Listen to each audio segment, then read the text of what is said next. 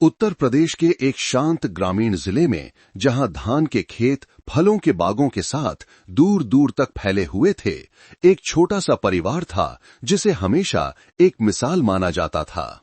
ये 42 वर्षीय प्रकाश कुमार सिंह और 39 वर्षीय ललिता देवी का परिवार था, जो एक आधुनिक लोक कथा की तरह जीते थे। वे न केवल एक मेहनती और आर्थिक रूप से सफल दंपत्ति थे, बल्कि उनकी दयालुता के लिए पूरे गांव में उनका सम्मान किया जाता था। शादी के कई साल बाद भी वे निसंतान थे। दुख में डूबने के बजाय उन्होंने अनाथ और बेसहारा बच्चों को गोद लेने, उन्हें एक घर और एक भविष्य देने का फैसला किया। प्रकाश और ललिता का घर हमेशा बच्चों की हंसी से गूंजता रहता था। वे अपने गोद लिए हुए बच्चों के साथ सगे बच्चों जैसा ही व्यवहार करते थे। उनके खाने पीने, सोने से लेकर उनकी पढ़ाई तक की हर छोटी बड़ी बात का ध्यान रखते थे। प्रकाश, जो बाहर से कठोर दिखता था, खेतों में मेहनत करता और शाम को अपने गोद लिए बच्चे को पीठ पर लादकर पूरे गांव में घुमाता, या ललिता का अपने बच्चे को प्यार से चम्मच से दलिया खिलाना, ये दृश्य पड़ोसियों के लिए बहुत आम और प्रशंसनीय बन गए थे। लोग अक्सर उनकी तारीफ करते हुए कहते थे कि भगवान ने उन्हें सगे माता पिता बनने का सुख नहीं दिया, लेकिन उन्हें संतों का दिल दिया है। लेकिन फिर एक भयानक त्रासदी हुई जिसने उस आदर्श छवि को पूरी तरह से तोड़ दिया और एक ऐसी क्रूर सच्चाई को उजागर किया जिसकी कल्पना भी नहीं की जा सकती थी। 2020 के अंत में एक उमस भरी गर्मी की दोपहर, पूरा गांव प्रकाश के घर से आती दर्दनाक और दिल दहला देने वाली चीखों से कांप उठा। जब पहले पड़ोसी दौड़कर वहां पहुंचे तो वे एक दिल दहला देने वाले दृश्य को देखकर सन्न रह गए। ललिता देवी बगीचे के कोने में एक पुराने पानी के पंप के पास एक छोटे से पोखर के बगल में घुटनों के बल बैठी थी और अपने तीसरे गोद लिए बेटे 4 साल के राहुल कुमार के नीले पड़ चुके बेजान शरीर को अपनी गोद में लिए हुए थी, जो एक बहुत ही प्यारा और चंचल बच्चा था। प्रकाश कुमार सिंह पास में ही जड़वत खड़ा था। उसका चेहरा भाव शून्य था और उसकी आंखें शून्य में ताक रही थीं। बेटा, ओ मेरे बेटे, तुम हमें छोड़कर क्यों चले गए भगवान? ललिता की चीखें जैसे पूरे माहौल को चीर रही थीं। मां ने तुम्हें कितनी बार कहा था कि इस पंप के पास मत खेलना, तुमने मां की बात क्यों नहीं सुनी? इस त्रासदी की कहानी तेजी से फैल गई। प्रकाश और ललिता के टूटे फूटे बयानों के अनुसार, जब वे दोनों घर के अंदर काम कर रहे थे तो राहुल अकेले बगीचे में खेलने चला गया। शायद जिज्ञासावश उसने पुराने पानी के पंप के साथ छेड़छाड़ की, जो लंबे समय से खराब था और उसमें से बिजली का रिसाव हो रहा था। एक दर्दनाक हादसा हो गया। जब तक ललिता और प्रकाश को पता चला, तब तक बहुत देर हो चुकी थी। गांव की पुलिस तुरंत मौके पर पहुंची।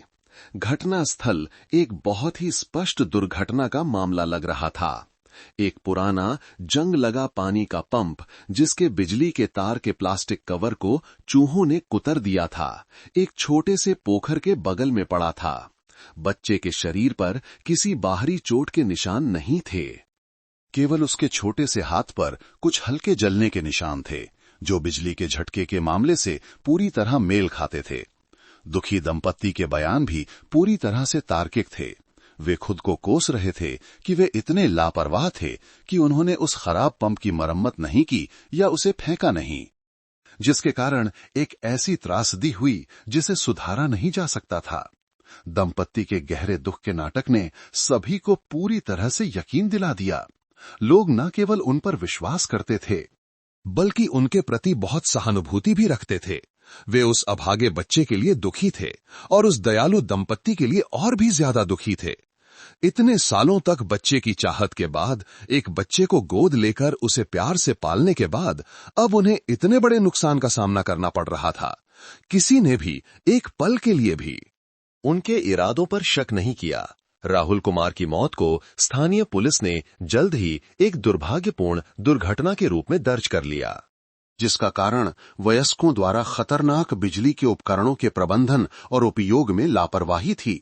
मामले की फाइल पूरे ग्रामीण क्षेत्र के असीम दुख के साथ बंद कर दी गई। बच्चे का अंतिम संस्कार तुरंत बाद किया गया। सफेद शोक के कपड़ों में प्रकाश और ललिता अपने गोद लिए बेटे के ताबूत के पास रोते रोते बेहोश हो गए। वे खुद को कोस रहे थे, खुद को दोषी ठहरा रहे थे। उस छवि ने आसपास के लोगों में उनके प्रति सम्मान और दुख को और बढ़ा दिया। ये घटना भी ग्रामीण इलाकों में होने वाली कई अन्य दर्दनाक दुर्घटनाओं की तरह भुला दी जा सकती थी। लगभग 1 महीने बाद जब लोगों की नजर में दुख कम होने लगा था, प्रकाश कुमार सिंह और ललिता देवी ने चुपचाप उत्तर प्रदेश में शाखा वाली एक बड़ी जीवन बीमा कंपनी के कार्यालय में एक फाइल जमा की। ये उस पॉलिसी के लिए बीमा लाभ के भुगतान का अनुरोध करने वाली फाइल थी जो उन्होंने अपने अभागे गोद लिए बेटे राहुल कुमार के लिए खरीदी थी। मुआवजे की राशि 1.18 करोड़ रुपए थी। 5 करोड़ रुपए थी। फाइल राजेश मेहरा की मेज पर पहुंची, जो एक बीमा दावा मूल्यांकन विशेषज्ञ थे और जिन्हें इस क्षेत्र में 20 से अधिक वर्षों का अनुभव था। वह अपनी सावधानी, बारीकी से जांच करने और धोखाधड़ी के छोटे से छोटे संकेतों को सूंघने की अपनी तेज पेशेवर नजर के लिए प्रसिद्ध थे। जब उन्होंने प्रकाश और ललिता की फाइल पढ़ी तो शुरू में मेहरा ने भी इसे एक सामान्य दर्दनाक दुर्घटना का मामला माना, लेकिन कुछ छोटी छोटी बातों ने इस अनुभवी विशेषज्ञ को सोचने पर मजबूर कर दिया। पहला, 1.1 5 करोड़ रुपए की बीमा पॉलिसी एक छोटे बच्चे के लिए बहुत बड़ी रकम थी, खासकर एक ग्रामीण क्षेत्र में। आमतौर पर माता-पिता अपने बच्चों के लिए स्वास्थ्य बीमा या मध्यम मूल्य के बचत पैकेज खरीदते हैं। एक बच्चे के लिए इतनी बड़ी राशि का जीवन बीमा खरीदना काफी असामान्य था। दूसरा, बीमा खरीदने का समय भी बहुत संदिग्ध था। अनुबंध पर प्रकाश और ललिता द्वारा राहुल को गोद लेने की कानूनी प्रक्रिया पूरी करने के ठीक 1 महीने बाद हस्ताक्षर किए गए थे और ये दुर्घटना से कुछ ही महीने पहले की बात थी। ये बच्चे के भविष्य के लिए एक दीर्घकालिक सुरक्षा योजना के बजाय एक सोची समझी तैयारी, एक गणनात्मक निवेश जैसा लग रहा था। और आखिरी विवरण जिसने मेहरा को सबसे ज्यादा असहज किया वो था बीमा प्रीमियम 1.2। 5 करोड़ रुपए का मुआवजा पाने के लिए प्रकाश और ललिता को जो मासिक प्रीमियम देना पड़ता था वो कोई छोटी रकम नहीं थी और ये एक सामान्य किसान दंपति की आय के अनुरूप नहीं लगता था। पेशेवर अंतर्ज्ञान ने मेहरा को बताया कि इस मामले के पीछे कुछ गड़बड़ है। वो इन असामान्य संकेतों को नजरअंदाज नहीं कर सके। स्थानीय पुलिस द्वारा निष्कर्ष निकाली गई फाइल पर भरोसा करने के बजाय उन्होंने खुद एक गहरी जांच करने का फैसला किया और पहला कदम जो निर्णायक भी था वो था कंपनी और उसकी सहयोगी कंपनियों की पूरी प्रणाली में इस दंपत्ति के पिछले दावों के इतिहास की जांच करना। उन्होंने अपने कंप्यूटर पर आंतरिक जांच प्रणाली, एक उच्च सुरक्षा वाला सॉफ्टवेयर खोला। उन्होंने प्रकाश कुमार सिंह का पहचान पत्र नंबर और फिर ललिता देवी का नंबर डाला और खोज बटन दबाया। सिस्टम ने लाखों फाइलों को स्कैन करना शुरू कर दिया। कुछ सेकंड बाद परिणाम सामने आए और जो स्क्रीन पर दिखाई दिया उसने उस अनुभवी व्यक्ति की सांसें रोक दी। सिस्टम ने इस दंपत्ति से संबंधित एक नहीं बल्कि 3 बड़ी जीवन बीमा पॉलिसियों का रिकॉर्ड दिखाया। राहुल कुमार की पॉलिसी तो सबसे हाल की थी। सिस्टम के इतिहास से पता चला कि 2 अन्य पॉलिसियों का भुगतान सफलतापूर्वक किया जा चुका था। मेहरा ने कांपते हाथों से पहले दावे के अनुरोध पर क्लिक किया। तारीख थी 2017। बीमित व्यक्ति रोहन, 3 साल। गोद लिया बेटा। मृत्यु का कारण पानी में डूबने से दुर्घटना। संलग्न फाइल में स्थानीय पुलिस की रिपोर्ट थी। निष्कर्ष, बच्चा खेलते समय गलती से घर के पीछे के तालाब में गिर गया और डूब गया। लाभार्थी प्रकाश कुमार सिंह और ललिता देवी। भुगतान की गई मुआवजा राशि 2 करोड़ रुपए। मेहरा की रीढ़ में एक सिहरन दौड़ गई। एक गोद लिया बेटा, एक दुर्घटना, एक बड़ी बीमा राशि। ये संयोग अब डरावना लगने लगा था। उन्होंने दूसरी फाइल खोली। तारीख जुलाई 2018, यानी पहले मामले के ठीक 1 साल बाद। बीमित व्यक्ति मोहित, 5 साल। वो भी गोद लिया हुआ। मृत्यु का कारण कुएं में गिरने से दुर्घटना। पुलिस फाइल ने भी इसे एक दर्दनाक दुर्घटना बताया। प्रकाश और ललिता के बयान के अनुसार घर के पीछे के पुराने कुएं का ढक्कन सड़ जाने के कारण कमजोर हो गया था।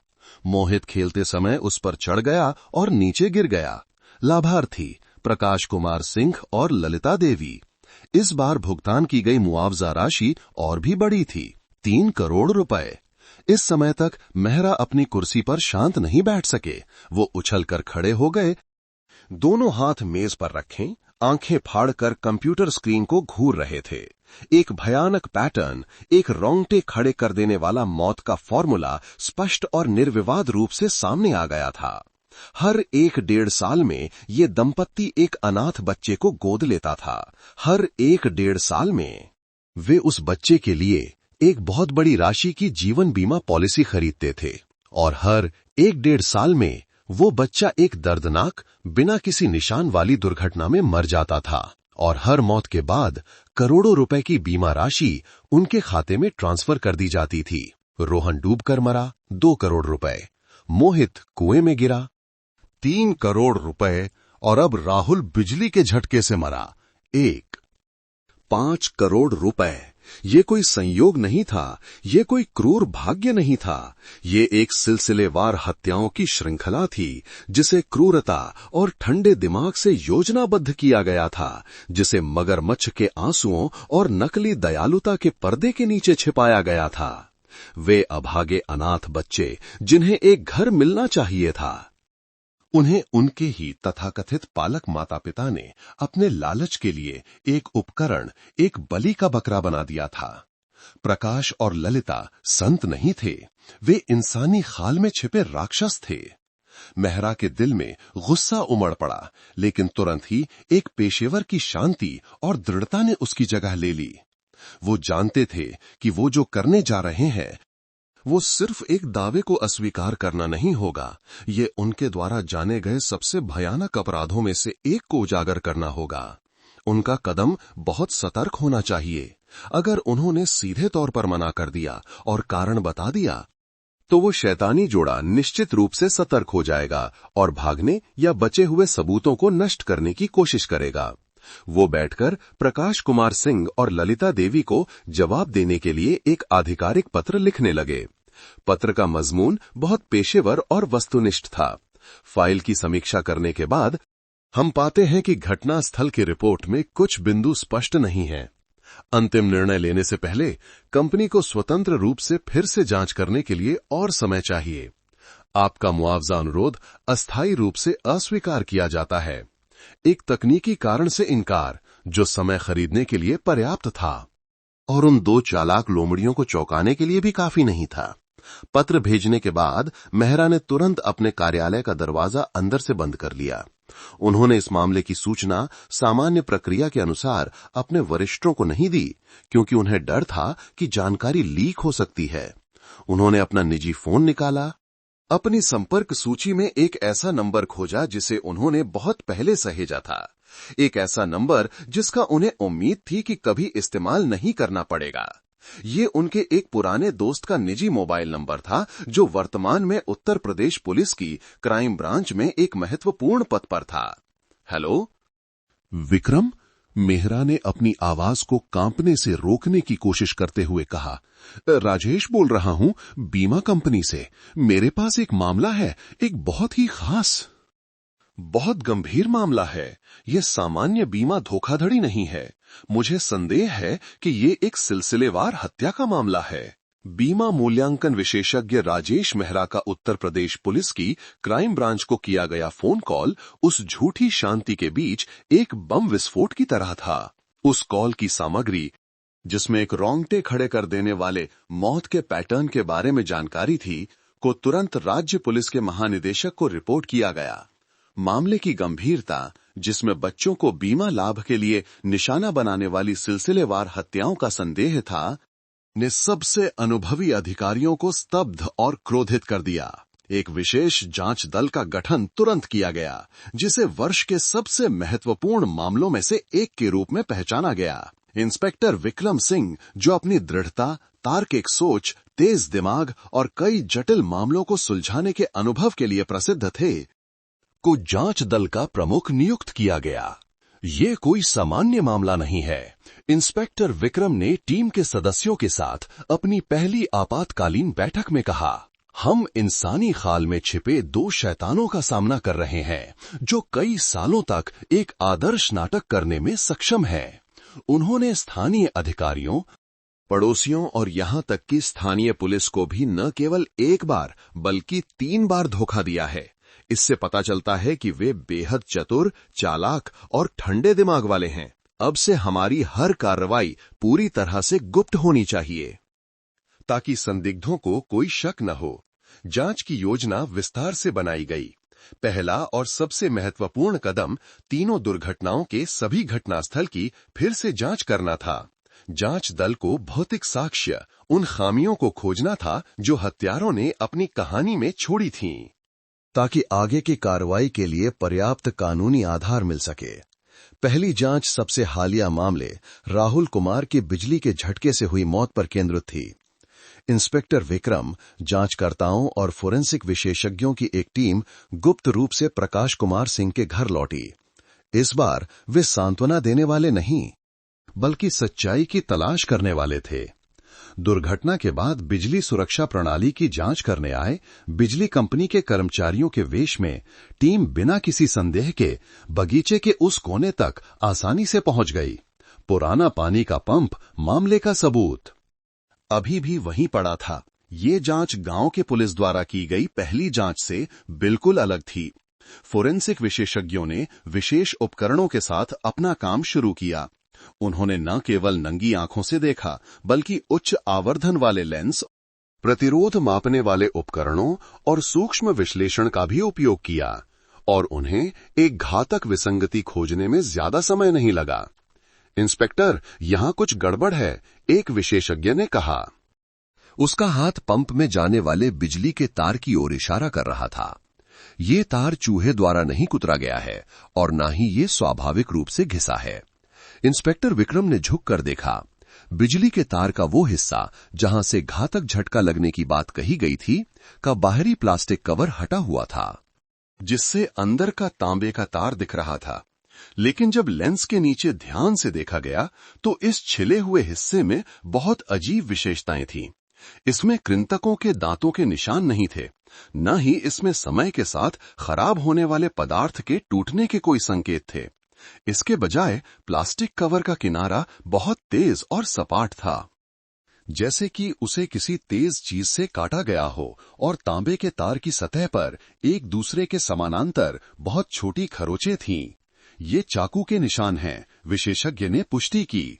किसी ने एक छोटे तेज चाकू का उपयोग करके जानबूझकर इस प्लास्टिक कवर का एक हिस्सा छील दिया है, जिससे एक खुला बिजली का जाल बन गया है। ये एक जानबूझकर की गई कार्रवाई है, ये कोई आकस्मिक घटना नहीं हो सकती। एक सुनियोजित हत्या का पहला सबूत मिल गया था। एक पुराने खराब पंप की कहानी पूरी तरह से ढह गई थी। वहां न रुकते हुए टीम दूसरी दुर्घटना के घटना स्थल पर पहुंची, वो कुआं जहां मोहित के गिरने से मौत हुई थी। बगीचे के अंत में स्थित कुआं लंबे समय से वीरान पड़ा था। प्रकाश और ललिता के शुरुआती बयान के अनुसार कुएं का ढक्कन लकड़ी के तख्तों से बना था जो सड़ चुके थे। मोहित खेलते समय उस पर चढ़ गया और नीचे गिर गया। लेकिन जब जांचकर्ताओं ने वास्तव में जांच की तो उन्हें एक बिल्कुल अलग सच्चाई का पता चला। कुएं का ढक्कन अब एक ठोस कंक्रीट स्लैब से बदल दिया गया था, लेकिन पुराने लकड़ी के ढक्कन के टुकड़े, जिसे दुर्घटना का कारण माना गया था, अभी भी बगीचे के एक कोने में फेंके हुए थे। विशेषज्ञों ने सावधानी से इन लकड़ी के टुकड़ों को इकट्ठा किया और एक बार फिर हत्यारे का झूठ उजागर हो गया। लकड़ी के टुकड़ों में अंदर से सड़ने के कोई संकेत नहीं थे, जैसा कि आमतौर पर लंबे समय तक बाहर रखी लकड़ी में होता है। इसके विपरीत लकड़ी अभी भी काफी मजबूत थी, लेकिन उनकी सतह पर तेज वस्तु से काटने के कई निशान थे, जैसे कि किसी ने जानबूझकर उन्हें कमजोर दिखाने की कोशिश की हो। और जब लकड़ी के तख्तों में कीलों के छेदों की जांच की गई तो विशेषज्ञों ने पाया कि छेदों के आसपास की लकड़ी बहुत नई थी, जिससे पता चलता है कि ये कीलें केवल ढीले ढाले अस्थायी रूप से ठोकी गई थीं, न कि एक ऐसी संरचना का हिस्सा थीं जो कई सालों से मौजूद थी। ये एक नकली कुएं का ढक्कन था। एक जांचकर्ता ने निष्कर्ष निकाला, हत्यारे ने जानबूझकर एक घातक जाल बनाया था। उन्होंने ढक्कन की संरचना को कमजोर कर दिया था और शायद बच्चे को उसके पास खेलने के लिए फुसलाया होगा ताकि दुर्घटना हो सके। 3 में से 2 दुर्घटनाएं सुनियोजित हत्याएं साबित हो चुकी थीं। पहले मामले रोहन के डूबने की घटना में, चूंकि बहुत समय बीत चुका था और घटनास्थल यानी मछली का तालाब भी बहुत बदल चुका था, इसलिए भौतिक साक्ष्य खोजना लगभग असंभव था। हालांकि बाद के 2 मामलों से स्थापित मौत के पैटर्न के साथ जांच दल के पास ये विश्वास करने का पर्याप्त आधार था कि वो भी एक हत्या थी। प्रकाश और ललिता के जघन्य अपराधों की श्रृंखला में पहली कड़ी जब गुप्त रूप से फिर से जांच चल रही थी, तो घर पर प्रकाश कुमार सिंह और ललिता देवी बेचैन होने लगे थे। उन्हें अभी अभी बीमा कंपनी से अस्थायी इनकार का पत्र मिला था। ये कमीने क्या खेल खेल रहे हैं? प्रकाश ने गुस्से में पत्र को मसलते हुए कहा। फाइल पूरी है, पुलिस ने निष्कर्ष निकाल लिया है। तो वे फिर से जांच क्यों करना चाहते हैं? क्या उन्हें कोई शक हो गया है? क्या शक करेंगे? प्रकाश चिल्लाया। सब कुछ पूरी तरह से व्यवस्थित है, कोई कमी नहीं है। पिछली 2 बार सब ठीक रहा। इस बार भी वैसा ही होगा। ये शायद उनकी फालतू की कागजी कार्रवाई है। चुपचाप देखो क्या होता है। घबराने की बिल्कुल जरूरत नहीं है। भले ही वे एक दूसरे को दिलासा दे रहे थे, लेकिन चिंता ने उन 2 अपराधियों को घेरना शुरू कर दिया था। उन्हें यह बिल्कुल भी पता नहीं था कि कानून का जाल कसना शुरू हो गया है और उनके अपराधों के ठोस सबूत मिल चुके हैं। पुलिस मुख्यालय में घटनास्थल के साथ छेड़छाड़ के शुरुआती सबूत मिलने के बाद इंस्पेक्टर विक्रम सिंह ने जांच का अगला कदम उठाने का फैसला किया। एक ऐसा कदम जो अपराध के पूरे मकसद को उजागर कर देगा। हमारे पास सबूत हैं कि ये हत्याएं थीं, उन्होंने जांच बैठक में कहा। अब सवाल का जवाब देने का समय है। क्यों? 3 जाने। 3 निर्दोष बच्चों की हत्या किस चीज के लिए की गई? जवाब निश्चित रूप से उन संख्याओं में था, उन 5 करोड़ रुपए के बीमा में था जो उन्हें मिल चुके थे। और एक पॉइंट, 5 करोड़ रुपए जो वे लेने की कोशिश कर रहे थे, वो आर्थिक अपराध शाखा के प्रमुख की ओर मुड़े। मुझे चाहिए कि आप सभी पेशेवर तरीकों का उपयोग करके पिछले 5 वर्षों में प्रकाश कुमार सिंह और ललिता देवी के सभी बैंक खातों में पैसे के पूरे प्रवाह का विश्लेषण करें। मैं जानना चाहता हूं कि वो भारी बीमा राशि कहां गई। मैं जानना चाहता हूं कि क्या उनका वास्तविक जीवन उतना ही समृद्ध था जितना बाहर से दिखता था। अपराध का मकसद निश्चित रूप से उन बैंक लेन देन में छिपा है। जब प्रकाश कुमार सिंह और ललिता देवी बेचैनी और चिंता के दिनों में जी रहे थे, एक तरफ 1.5 करोड़ रुपए की रुकी हुई बीमा राशि का अफसोस कर रहे थे और दूसरी तरफ खुद को यकीन दिला रहे थे कि सब कुछ नियंत्रण में है, तो उत्तर प्रदेश पुलिस मुख्यालय में एक और खामोश जांच, एक व्यापक वित्तीय विश्लेषण चल रहा था। इस जांच का नेतृत्व आर्थिक अपराध शाखा कर रही थी, जिसका एकमात्र मिशन था पैसे के प्रवाह का पता लगाना और उस शैतानी जोड़े के असली वित्तीय चेहरे को उजागर करना। इंस्पेक्टर विक्रम सिंह के निर्देशन में आर्थिक जांचकर्ताओं ने साइबर सुरक्षा इकाइयों और वाणिज्यिक बैंकों के साथ समन्वय किया और पिछले 5 वर्षों में प्रकाश कुमार सिंह और ललिता देवी के नाम पर सभी बैंक खातों के पूरे लेन देन के इतिहास का विवरण मांगा। ये हजारों छोटे बड़े लेन देन के साथ एक विशाल डेटा था, लेकिन विशेषज्ञों ने एक भी विवरण नहीं छोड़ा। उन्होंने विशेष विश्लेषण सॉफ्टवेयर का उपयोग किया, पैसे के प्रवाह का एक विस्तृत चार्ट बनाया जिसमें असामान्य लेन देन और संदिग्ध खर्चों को उजागर किया। और जब प्रकाश और ललिता की पूरी वित्तीय तस्वीर सामने आई तो उसने पूरे जांच दल को झकझोर कर रख दिया। ये एक ईमानदार, मेहनती किसान दंपत्ति की तस्वीर नहीं थी जो एक साधारण मितव्ययी जीवन जी रहे थे। ये एक वित्तीय खाई थी। कर्ज, जुए और अज्ञात स्रोतों से आने वाली भारी रकम का एक पागलपन भरा बवंडर था। विश्लेषण से पता चला कि उनके खातों में पैसे का प्रवाह एक भयानक, दोहराए जाने वाले चक्र का पालन करता था। एक ऐसा चक्र जो उनके गोद लिए बच्चों की मौतों के साथ पूरी तरह से मेल खाता था। 2017 की शुरुआत में रोहन की दुर्घटना से पहले प्रकाश और ललिता के खाते लगभग खाली थे। उन पर रिश्तेदारों, दोस्तों से लिए गए कई छोटे मोटे कर्ज थे और कुछ अवैध साहूकारों से भी कर्ज लिया गया था। कुल कर्ज कई लाख रुपए तक पहुंच गया था। उनका जीवन स्पष्ट रूप से तंगी और कर्ज के बोझ तले दबा हुआ था। लेकिन फिर रोहन की मौत के तुरंत बाद एक अचानक बदलाव आया। बीमा कंपनी से 2 करोड़ रुपए की भारी राशि प्रकाश कुमार सिंह के खाते में ट्रांसफर कर दी गई। और अजीब बात यह थी कि इस पैसे का इस्तेमाल व्यापार में निवेश करने, बड़ी संपत्ति खरीदने या बचत करने के लिए बिल्कुल नहीं किया गया था। कुछ ही महीनों के भीतर पूरे 2 करोड़ रुपए गायब हो गए। पैसे के प्रवाह से पता चला कि इसे छोटे छोटे हिस्सों में बांटकर दर्जनों अलग अलग व्यक्तिगत खातों में ट्रांसफर किया गया था और फिर वहां से बिना किसी निशान के गायब हो गया था। ये चक्र 2018 में बिल्कुल उसी तरह दोहराया गया। मोहित की मौत से पहले प्रकाश और ललिता एक बार फिर कर्ज में डूबे हुए थे, लेकिन इस बार कर्ज पहले से कहीं ज्यादा था, जो 1 करोड़ रुपए तक पहुंच गया था। और फिर मोहित के कुएं में गिरने के बाद बीमा कंपनी से 3 करोड़ रुपए की राशि उनके खाते में आई और पिछली बार की तरह आधे साल से भी कम समय में वो 3 करोड़ रुपए भी गायब हो गए, जिन्हें जटिल मध्यस्थ खातों के एक नेटवर्क के माध्यम से घुमाया गया था। इन भारी रकमों के गायब होने की व्याख्या केवल एक ही संभावना से की जा सकती थी, मनी लॉन्ड्रिंग। लेकिन किस गतिविधि के लिए मनी लॉन्ड्रिंग? इस सवाल का जवाब देने के लिए साइबर सुरक्षा टीम ने काम शुरू किया। उन्होंने उन मध्यस्थ खातों के निशान का पता लगाया जिन्हें प्रकाश और ललिता से पैसे मिले थे और अंत में सच्चाई सामने आ गई। वे सभी खाते आभासी खाते थे, जिनका उपयोग विदेशों में सर्वर वाली बड़ी ऑनलाइन जुआ वेबसाइटों के लिए भुगतान गेटवे के रूप में किया जाता था। अपराध का मकसद सबसे नग्न और स्पष्ट तरीके से उजागर हो गया था। प्रकाश कुमार सिंह और ललिता देवी सामान्य किसान नहीं थे, वे जुए के गंभीर आदी थे। उनकी भलमनसाहत और दयालुता का मुखौटा सिर्फ एक परिष्कृत नाटक था जो कर्ज और काले सफेद में डूबे जीवन को छिपाने के लिए था। वे अब मेहनत करके पैसा कमाने में सक्षम नहीं थे। उनके पास पैसा पाने का केवल एक ही रास्ता बचा था, हत्या।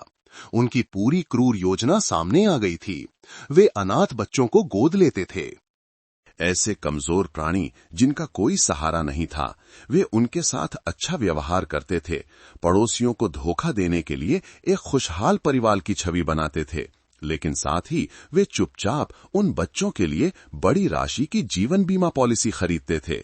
और जब कर्ज चुकाने का समय आता, जब जुए की लत चरम पर पहुंच जाती, तो वे बेरहमी से उन्हीं बच्चों को मार देते जिन्हें वे अपना बच्चा कहते थे। सही दुर्घटनाओं का मंचन करते थे और फिर आराम से भारी बीमा राशि प्राप्त करते थे।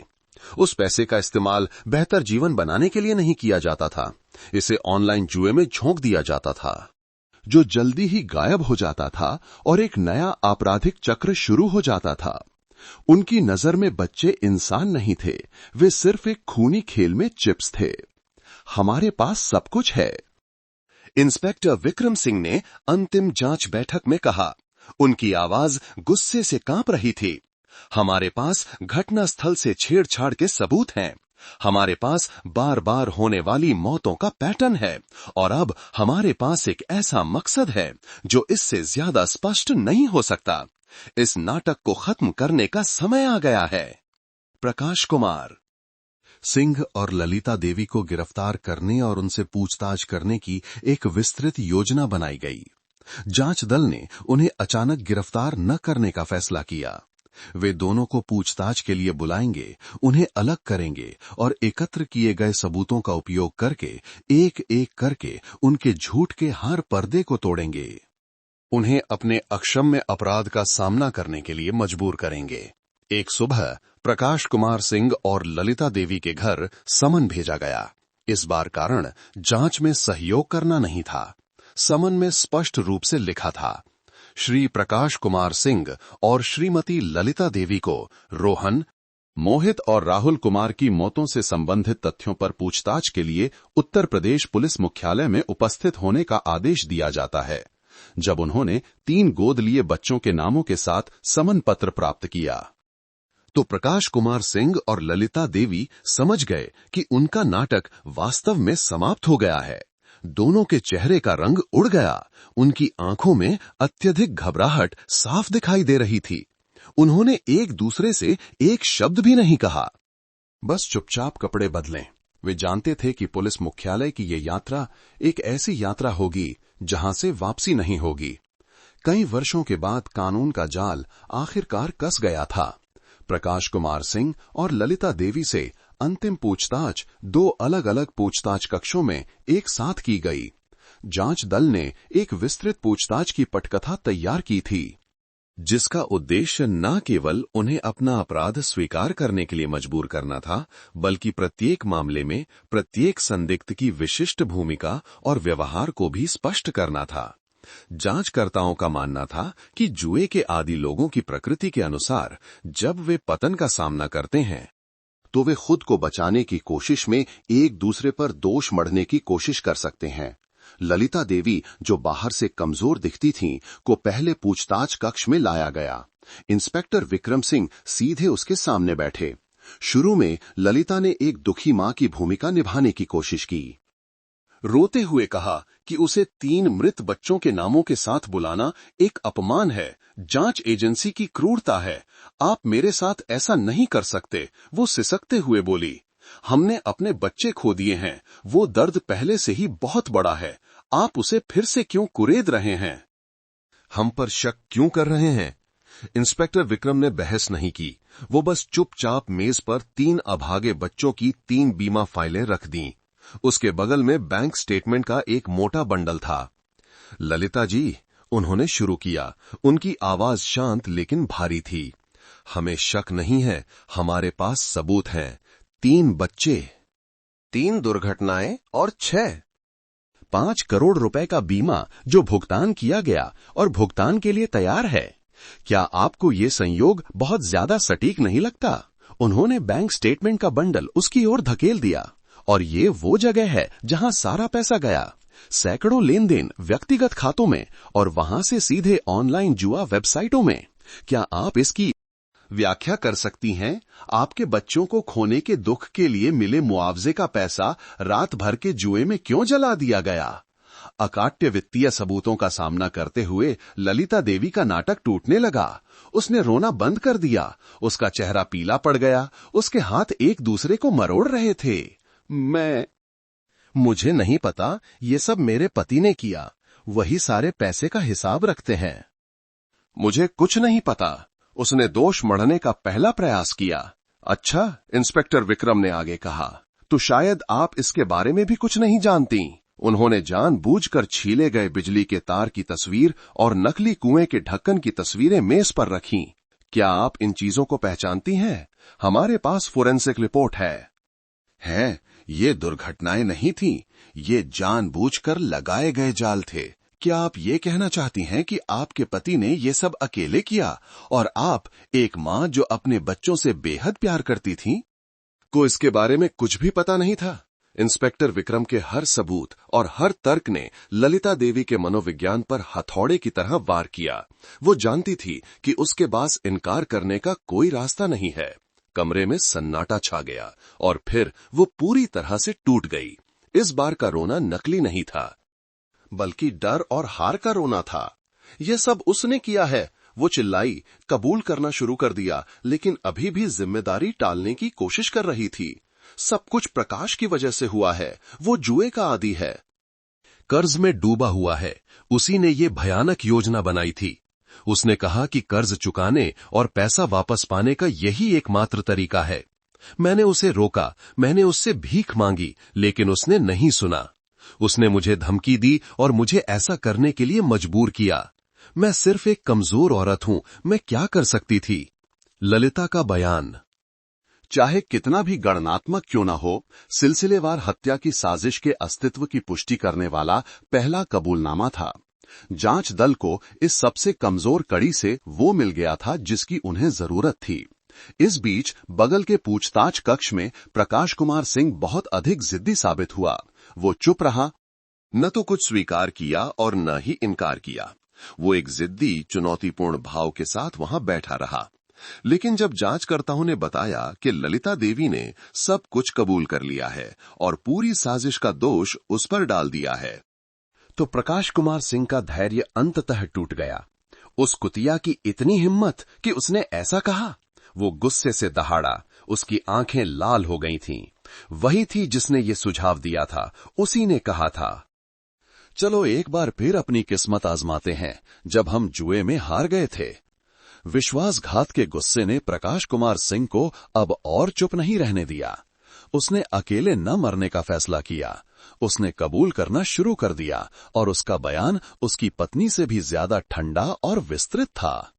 उसने पूरी अपराध प्रक्रिया को रोंगटे खड़े कर देने वाले तरीके से फिर से सुनाया। उसने स्वीकार किया कि तीनों मामलों में उसी ने विस्तृत योजना बनाई थी और सीधे तौर पर हत्याएं की थीं। रोहन के मामले में एक दोपहर उसने जानबूझकर बच्चे को तालाब के किनारे पत्थर फेंकने के लिए बुलाया। जब कोई नहीं देख रहा था तो उसने फिसलने का नाटक किया और जानबूझकर बच्चे को गहरे पानी में धकेल दिया। उसके बाद उसने उसे बचाने की कोशिश नहीं की, बल्कि किनारे पर खड़ा होकर ठंडे दिमाग से तब तक देखता रहा जब तक कि बच्चे ने छटपटाना बंद नहीं कर दिया, और फिर नकली तरीके से चिल्लाकर मदद के लिए पुकारा। मोहित के मामले में योजना और भी चालाक थी। उसने मौत का कुआं बनाने में पूरा एक दिन बिताया। उसने जानबूझकर लकड़ी के तख्तों को लगभग काट दिया और फिर कीलों को ढीले ढाले तरीके से ठोक दिया। फिर उसने मोहित को कुएं के पास लुका छिपी खेलने के लिए फुसलाया और जानबूझकर ऐसी परिस्थितियां पैदा की कि बच्चे को उस ढक्कन के ऊपर से दौड़ना पड़े। और त्रासदी ठीक वैसी ही हुई जैसी उसने गणना की थी। और अंत में राहुल कुमार के मामले में उसने एक बिजली का जाल बनाया। उसने पंप के बिजली के तार का एक हिस्सा चाकू से छील दिया और उसे प्लग में लगा दिया। वो जानता था कि राहुल बहुत सक्रिय और मशीनों के प्रति जिज्ञासु था। उसे बस पंप को वहीं छोड़ना था और इंतजार करना था। उसे दुर्घटना के समय घटनास्थल पर मौजूद रहने की भी जरूरत नहीं थी। ललिता ने सीधे तौर पर हत्या नहीं की, प्रकाश ने ठंडे दिमाग से कबूल किया, लेकिन वो सहमत थी। वही थी जिसने नाटक किया। रोई ताकि सबको धोखा दे सके। वही थी जो मेरे साथ बीमा का पैसा निकालने गई और उसे जुए में झोंक दिया। उसका अपराध भी मेरे जैसा ही है। पूरी सच्चाई दोनों अपराधियों के मुंह से उजागर हो गई थी। मानव पतन की एक भयानक कहानी कि कैसे लालच और जुए की लत ने दो पालक माता पिता को बिना किसी मानवता के शैतानों में बदल दिया था। प्रकाश कुमार सिंह और ललिता देवी दोनों के विस्तृत और ठंडे कबूलनामे के साथ और वैज्ञानिक और वित्तीय सबूतों की एक अकाट्य प्रणाली के साथ जांच का चरण आधिकारिक तौर पर समाप्त हो गया। सैकड़ों पन्नों की एक जांच रिपोर्ट, जिसमें पहले बच्चे को गोद लेने से लेकर अंतिम पीड़ित की मौत तक की पूरी अपराध प्रक्रिया का विवरण था, को उत्तर प्रदेश पुलिस की जांच एजेंसी द्वारा पूरा किया गया और लोक अभियोजक कार्यालय को सौंप दिया गया। फाइल का अध्ययन करने के कुछ समय बाद जिला लोक अभियोजक कार्यालय ने दोनों आरोपियों प्रकाश कुमार सिंह और ललिता देवी के खिलाफ हत्या के आरोप में जिला न्यायालय में मुकदमा चलाने के लिए आरोप पत्र दायर किया। आरोप पत्र में कहा गया कि यह एक संगठित सिलसिलेवार हत्या का मामला था, जिसका मकसद संपत्ति हड़पना था।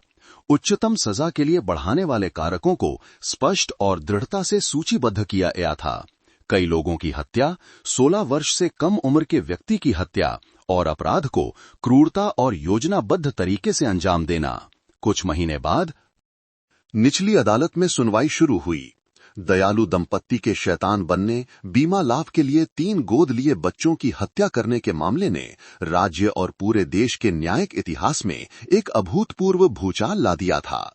सुबह से ही जिला न्यायालय का हॉल खचाखच भर गया था। सैकड़ों लोग दूर दूर से आए थे। वे अपनी आंखों से उन 2 अपराधियों के लिए न्याय का फैसला देखना चाहते थे। कटघरे में प्रकाश कुमार सिंह और ललिता देवी को लाया गया। दोनों कई महीनों की हिरासत के बाद दुबले पतले और बेहाल दिख रहे थे। प्रकाश, ठंडे दिमाग वाला मास्टरमाइंड, एक भावशून्य उदासीन चेहरे के साथ वहां खड़ा था। उसकी खाली आंखें फर्श पर देख रही थीं और ललिता, उसकी साथी पत्नी, लगातार सिसक रही थी। एक कमजोर, गुमराह महिला की अपनी अंतिम भूमिका निभाने की कोशिश कर रही थी। उस दिन अदालत कक्ष में सबसे दर्दनाक और परेशान करने वाला विवरण पीड़ित परिवार के प्रतिनिधियों के लिए आरक्षित सीट थी। वो पूरी तरह से खाली थी। तीनों अभागे बच्चे अनाथ थे, बिना माता पिता, बिना किसी रिश्तेदार के। दुनिया में एकमात्र व्यक्ति जो उनका परिवार होना चाहिए था, वे दो लोग थे जो कटघरे में खड़े थे। वो खालीपन एक मूक, सबसे शक्तिशाली अभियोग था प्रकाश और ललिता के जघन्य अपराध का। सुनवाई शुरू हुई। अदालत में अभियोजन पक्ष का प्रतिनिधित्व कर रहे लोक अभियोजक ने आरोप पत्र पढ़ना शुरू किया। दोनों आरोपियों की पूरी भयानक साजिश को विस्तार से फिर से सुनाया गया। सामाजिक कल्याण केंद्रों में शिकार की तलाश से लेकर बीमा अनुबंधों पर हस्ताक्षर करने और अंत में क्रूरता से दुर्घटनाओं का मंचन करने तक, अदालत में सबूतों की प्रस्तुति ने दोनों अपराधियों को इनकार करने का कोई रास्ता नहीं छोड़ा। पहले गवाह के रूप में बीमा मूल्यांकन विशेषज्ञ राजेश मेहरा को बुलाया गया। शांति और व्यावसायिकता के साथ उन्होंने मौत के पैटर्न की खोज की पूरी प्रक्रिया, बीमा अनुबंधों में असामान्यताओं को प्रस्तुत किया, जिसने उन्हें अपराध को उजागर करने में मदद की। इसके बाद भौतिक साक्ष्य प्रस्तुत किए गए, जानबूझकर छीले गए बिजली के तार की क्लोजअप तस्वीरें, नकली कुएं के ढक्कन के लकड़ी के तख्तों के टुकड़े। फॉरेंसिक विशेषज्ञों की रिपोर्ट ने पुष्टि की कि ये जानबूझकर की गई तोड़फोड़ की कार्यवाहियां थीं। प्राकृतिक घटनाएं नहीं हो सकती थीं, लेकिन सबसे अकाट्य सबूत वित्तीय विश्लेषण था। आर्थिक अपराध शाखा के एक विशेषज्ञ ने अदालत के सामने पैसे के प्रवाह का एक विस्तृत चार्ट प्रस्तुत किया, जिसमें दोनों आरोपियों के अपराध के दुष्चक्र को उजागर किया। जुए के कारण कर्ज का बोझ, बच्चे को गोद लेना, बीमा खरीदना, बच्चे की हत्या करना, मुआवजा प्राप्त करना, पैसे को जुए में झोंकना और फिर एक नया चक्र शुरू करना। संख्याएं झूठ नहीं बोलती। उन्होंने सबसे नग्न और घिनौने हत्या के मकसद को उजागर कर दिया था। जब दोनों आरोपियों के कबूलनामे के वीडियो चलाए गए, विशेष रूप से प्रकाश कुमार सिंह का ठंडा बयान, जिसमें उसने विस्तार से बताया कि कैसे उसने रोहन को तालाब में धकेला, मोहित को कुएं के पास फुसलाया और राहुल के लिए बिजली का जाल बनाया, तो पूरा अदालत कक्ष एक घुटन भरे सन्नाटे में डूब गया, जिसमें गुस्से की सिसकारियां मिली हुई थीं। पूछताछ के दौरान प्रकाश और ललिता दोनों ने अपने अपराध स्वीकार किए। हालांकि एक दूसरे पर दोष मढ़ने का नाटक जारी रहा। ललिता ने जोर देकर कहा कि वो केवल एक निष्क्रिय भागीदार थी, जिसे उसके पति ने मजबूर किया और धमकी दी। प्रकाश ने दावा किया कि ललिता पूरी तरह से सहमत थी और उसने योजनाओं के लिए सुझाव भी दिए थे। बहस काफी तनावपूर्ण थी। दोनों आरोपियों के बचाव पक्ष के वकीलों ने अंतिम राहत के लिए कुछ कम करने वाले कारकों पर टिकने की कोशिश की। उन्होंने तर्क दिया कि आरोपियों का व्यवहार जुए की लत से प्रभावित था, जो समाज की एक बीमारी है। आरोपियों ने ईमानदारी से कबूल किया था, पश्चाताप दिखाया था और कानून से नरमी बरतने का अनुरोध किया था। इन तर्कों के जवाब में लोक अभियोजक ने एक शक्तिशाली और तीखा अभियोग प्रस्तुत किया। माननीय न्यायाधीश महोदय, अभियोजक ने स्पष्ट रूप से कहा, कोई भी लत, कोई भी कर्ज किसी दूसरे की जान लेने के कृत्य को सही ठहराने का कारण नहीं हो सकता, खासकर 3 निर्दोष बच्चों की जान। आरोपी जुए के शिकार नहीं हैं, वे बच्चे ही आरोपियों के लालच और अमानवीयता के शिकार हैं। आरोपियों का कृत्य एक संगठित अपराध है, जिसमें योजना, साजिश और भूमिकाओं का विभाजन शामिल है। आरोपियों ने राज्य की मानवीय नीतियों का, समाज के विश्वास का दुरुपयोग किया, ताकि अनाथ बच्चों, सबसे कमजोर प्राणियों को अपने लिए पैसा कमाने का एक उपकरण बना सकें। ये एक ऐसा कृत्य है जो सभी नैतिक आधारों को रौंदता है, मानवता का अपमान है। आरोपियों की ईमानदारी केवल तब आई जब अपराध उजागर हो गया। ये वास्तविक पश्चाताप को नहीं दर्शाता है। उनका अपराध अक्षम्य है। उनमें सुधार की कोई गुंजाइश नहीं है। इसके आधार पर अभियोजन पक्ष ने न्यायाधीश से दोनों आरोपियों के लिए कानून की सबसे कठोर सजा लागू करने का अनुरोध किया। बहस के बाद दोनों को अपना अंतिम बयान देने के लिए कहा गया। ललिता देवी ने अपने अंतिम मगरमच्छ के आंसुओं में कांपते हुए उन बच्चों से माफी मांगी जिन्हें उसने बेरहमी से मार डाला था, समाज से माफी मांगी और जीने का एक मौका मांगा। प्रकाश कुमार सिंह, ठंडे दिमाग वाला मास्टरमाइंड, शांत दिखा। वो अदालत के सामने खड़ा था, रोया नहीं, बस एक छोटा सा वाक्य कहा, एक समान। मैं जानता हूं कि मेरा अपराध अक्षम्य है। मैं कानून की हर सजा भुगतने के लिए तैयार हूं। उसके रवैये ने एक अंतहीन कठोरता, मानवता के पूर्ण अभाव को दर्शाया। सुनवाई का बहस वाला हिस्सा समाप्त हो गया। पीठासीन न्यायाधीश ने घोषणा की कि वे विचार विमर्श के लिए जाएंगे। पूरा अदालत कक्ष इंतजार में डूब गया। अंतिम फैसला। माता पिता के वेश में छिपे दो शैतानों के लिए न्याय का फैसला सुनाया जाने वाला था। 1 घंटे से अधिक के विचार विमर्श के बाद न्यायाधीश वापस अदालत कक्ष में आए। पूरा हॉल पूर्ण मौन में एक साथ खड़ा हो गया। हवा इतनी तनावपूर्ण थी कि सांसें भी सुनी जा सकती थीं। सभी की निगाहें पीठासीन न्यायाधीश पर थीं, जो अंतिम फैसला सुनाने वाले थे। उस दंपत्ति के भाग्य का फैसला करने वाले थे जिसने सबसे भयानक अपराधों में से एक को अंजाम दिया था। प्रकाश कुमार सिंह और ललिता देवी को वापस कटघरे में लाया गया। दोनों कांप रहे थे, उनके चेहरे नीचे झुके हुए थे, किसी की ओर देखने की हिम्मत नहीं कर रहे थे। पीठासीन न्यायाधीश ने एक गंभीर और दृढ़ आवाज में फैसला पढ़ना शुरू किया। मामले की पूरी फाइल, अदालत में जांचे गए सभी सबूतों के साथ साथ अभियोजन पक्ष, बचाव पक्ष के वकीलों और आरोपियों के बयानों पर व्यापक और निष्पक्ष रूप से विचार करने के बाद न्यायाधीश इस निष्कर्ष पर पहुंचे हैं कि आरोपी प्रकाश कुमार सिंह और ललिता देवी का कृत्य हत्या का अपराध है। न्यायाधीश ने इस बचाव पक्ष के तर्क को पूरी तरह से खारिज कर दिया कि आरोपियों का व्यवहार जुए की लत से प्रभावित था। जुए की लत एक सामाजिक बुराई है, लेकिन इसे सजा कम करने वाला कारक नहीं माना जा सकता और निश्चित रूप से यह किसी दूसरे की जान लेने, विशेष रूप से बच्चों की जान लेने के कृत्य को सही ठहराने का कारण नहीं हो सकता। आरोपियों को अपने कृत्य की पूरी जानकारी थी। उन्होंने योजना बनाई और अपराध को सचेत और गणनात्मक तरीके से अंजाम दिया। पीठासीन न्यायाधीश की आवाज और भी दृढ़ हो गई। उन्होंने अपराध की प्रकृति पर जोर दिया, जिसने सभी नैतिक आधारों को रौंद दिया था। ये एक संगठित अपराध है जिसमें साजिश, मिलीभगत और भूमिकाओं का विभाजन है। आरोपियों ने गोद लेने की राज्य की मानवीय नीति का, सामाजिक कल्याण केंद्रों और पूरे समुदाय के विश्वास का दुरुपयोग किया ताकि अनाथ बच्चों, सबसे कमजोर और सुरक्षा की आवश्यकता वाले प्राणियों को अपराध करने का एक उपकरण, लाभ कमाने का एक साधन बना सकें। ये कृत्य न केवल आपराधिक कानून का उल्लंघन है, बल्कि मानवता का अपमान है, माता पिता के पवित्र कर्तव्य का एक क्रूर प्रहरण है।